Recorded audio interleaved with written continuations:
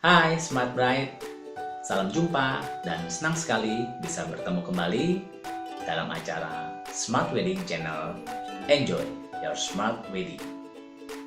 Akhir-akhir ini banyak berita mengenai para calon pengantin yang tertipu uangnya di dalam mengambil paket pernikahan yang dilakukan oleh oknum vendor pernikahan. Jumlah kerugiannya tidak tanggung-tanggung hingga mencapai ratusan juta rupiah. Dan yang lebih memprihatinkan lagi adalah gagalnya pernikahan para calon pengantin tersebut. Bagaimana mencegah hal tersebut terjadi kembali? Saya Denny dari Dewa Wedding Planner akan memberikan smart tips untuk Anda. Mari kita saksikan sebagai berikut. Belasan pasangan calon pengantin gagal melangsungkan resepsi pernikahan lantaran wedding organizer kabur. Selain menderita kerugian imaterial, uang ratusan juta korban juga melayang. Niat baik belasan pasangan untuk memasuki jenjang perkawinan pupus sudah. Mereka gagal menikah hanya lantaran agen perencana pernikahan kabur. Merasa ditipu, para korban melaporkan kasus penipuan wedding organizer ke Mapolda Metro Jaya. Trindo salah satunya. 6 Maret kemarin adiknya gagal menikah karena pihak wedding organizer tak bisa dihubungi. Padahal biaya untuk penyelenggara pesta resepsi pernikahan telah dibayar lunas. WO-nya ibu kita last minute tuh kita baru tahu kalau semua yang udah kita bayarin itu sama vendor nggak dibayar ke vendor.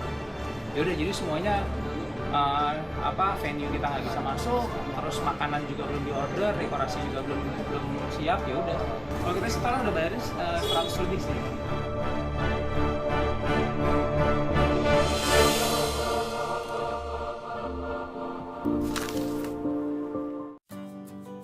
Nomor 1, terlalu muluk atau bahasa kerennya unbelievable.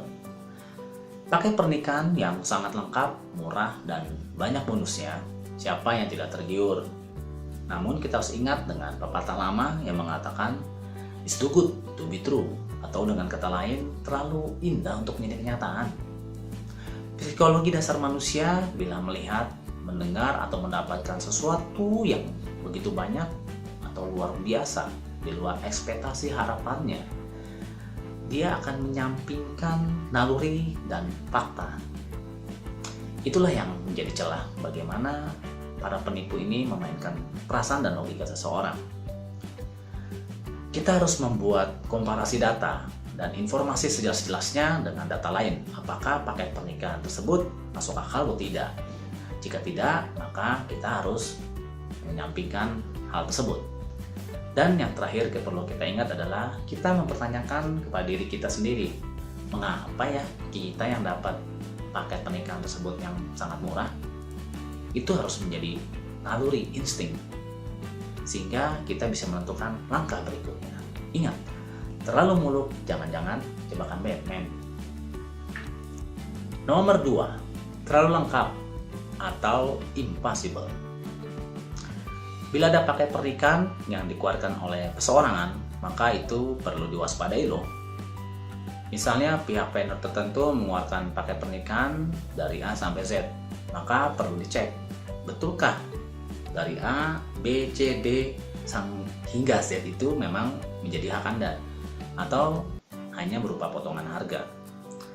Sepanjang pengalaman kami, tidak ada vendor perorangan yang mampu mengeluarkan paket sangat lengkap yang mencakup semuanya. Biasanya vendor pernikahan itu hanya mengeluarkan paket pernikahan yang menjadi tanggung jawab dia. Misalnya vendor hotel, dia akan mengeluarkan paket pernikahan yang sudah termasuk penggunaan ballroom, in-house makanannya, dan untuk penggunaan misalnya vendor lain, musik, MC, dan lain-lain itu biasanya merupakan rekanan dari hotel tersebut. Maka berhati-hatilah, tidak ada paket yang sangat lengkap yang mampu dikeluarkan oleh perorangan. 3. Reputasi. Tak kenal, maka tak sayang. Maka daripada itulah, kenalilah vendor yang mengeluarkan paket pernikahan tersebut. Tentu disarankan vendor yang telah mempunyai reputasi baik dan telah berpengalaman lebih daripada beberapa tahun.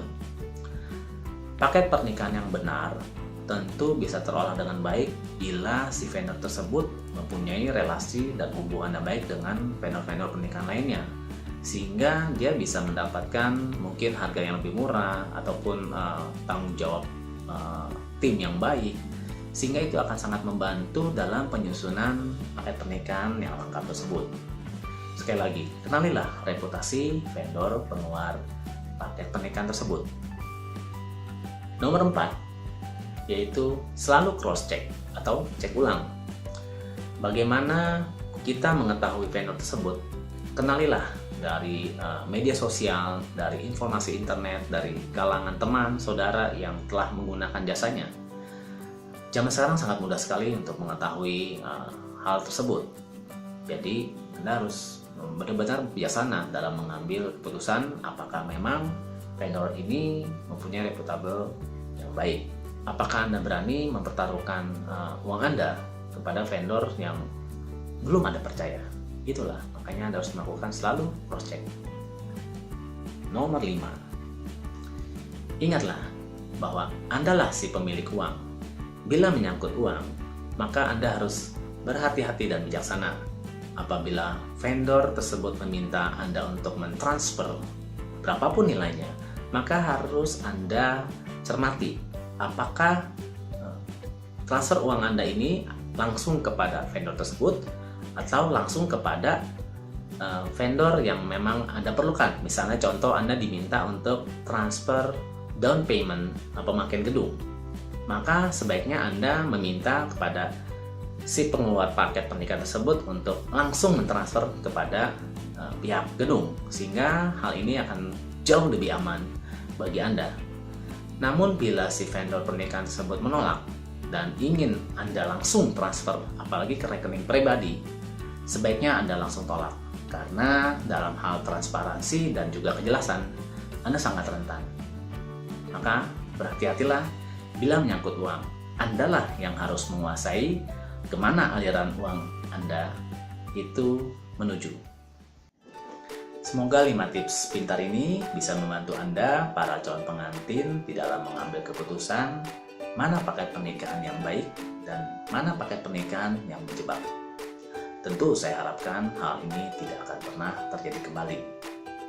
Saya Denny dari Dewa Wedding Planner mengucapkan banyak terima kasih dan sampai jumpa dalam acara Smart Wedding Channel berikutnya. Enjoy your smart wedding.